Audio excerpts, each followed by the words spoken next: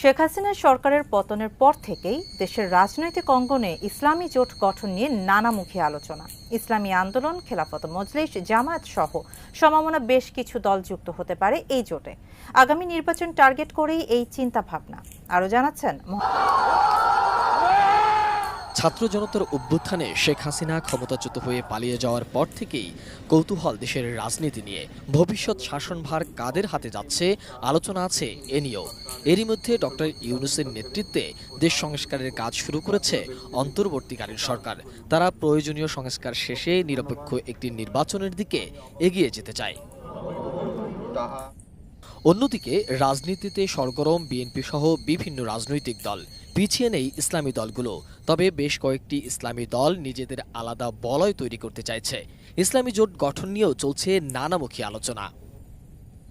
শেখ হাসিনা সরকারের আমলে বিভিন্ন সময়